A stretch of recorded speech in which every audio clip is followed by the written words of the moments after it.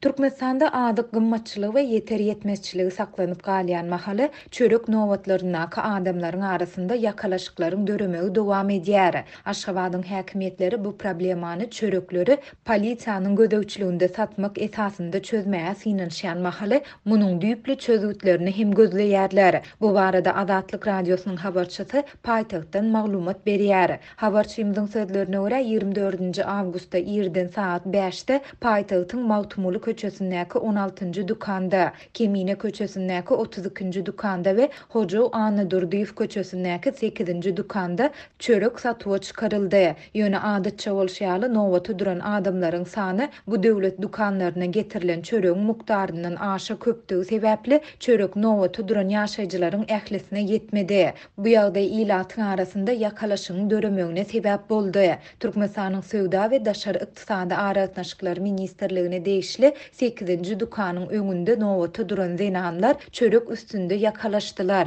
Ýa-da duranlar çörek ýetmejegini bilip öňe dyzadylar we biz giýje saat 3-de gelip nowat belledik diýdiler. Nowat iki topara bölündi we iki taraplaryň dawa döredi. Dowumlyrak topar öňe girip çörek aldy. Beýleki topar boş gaýtdy diýip efirde atlandyrylmasyzlygyny soran waka şaýaty bolan ýerli ýaşaýjy 24 awgustda habarçymyza gurrun berdi. Häkimetler soňky hepdelerde ýygjamlaşan ýakalaşyklary çörekleri 1-2 polisiýanyň gözäwçiliginde satmak esasynda çözmäge synanşýarlar. Ýöne bu hem netije bermeýär. Şol sebäpli häzirki wagtda häkimetler dukan resmiýetiniň anonimlik şertinde habarçymyza aýtmagyna görä çöregi ýakalaşyksyz we sessiz paýlamagyň usullaryny oýlap tapmagyň üstünde işleýärler. Esasy variantlaryň biri çöregi subsidiýalenen adyk önümleriniň hataryna goşup satmak. Ýöne bu ýerde esasy mesele çöregi beýleki subsidiýalenen adyk önümleri ýaly 10 günde bir gezek paýlap bolmaz.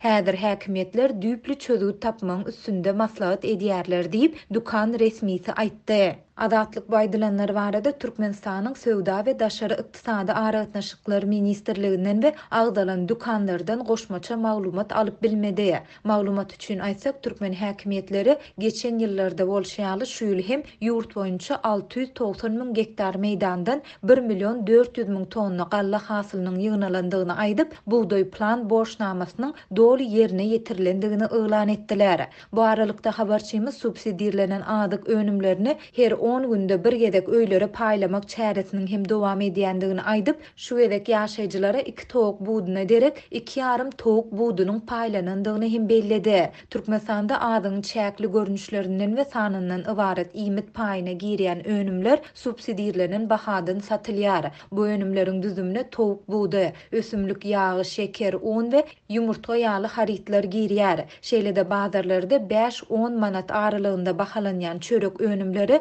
döwlet dukanlarynda 60-80 teňeden satylýar. Subsidiýalenen adyk önümleriniň hatarynda 1 kilogram şeker 9 manatdan, 1 litr ösümlik ýagy 19 manatdan we 1 kilogram towuk buğdy 16 manatdan satylýar. 24 awgustda hususiýetçilerde bu haritler değişiklikde 23, 60, 65 we 50 manatdan bahalanýar. Türkmenistanda 4 ýyldan gowrak wagt bäri dowam edýän ykdysady kynçylyklaryň, giň-ýaýran işsizligiň arasynda hususy dukanlarda adyk we beýleki haritler ýygyderli gymmatlaýar. Bu ýagdaýlar köp maşgalalary subsidiýalenen önümlere, şeýle-de döwlet dukanlarynda satylýan çöregi garaşly goýýar. Bu önümleriň satywa çykarylýan mukdary adatça olara isleg bildirýän raýatlaryň talabyndan has az bolýar. Şol sebäpli bu önümleri satyn almak isleýän raýatlaryň arasynda dawa jenjel köp döreýär. Türkmen häkimetleri bu nowatlary we dawa jenjelleri ýaşyrmaga synanşýarlar. Ýöne ýurtda emele gelen adyk gymmatçylygy we ýeter ýetmezçiligi,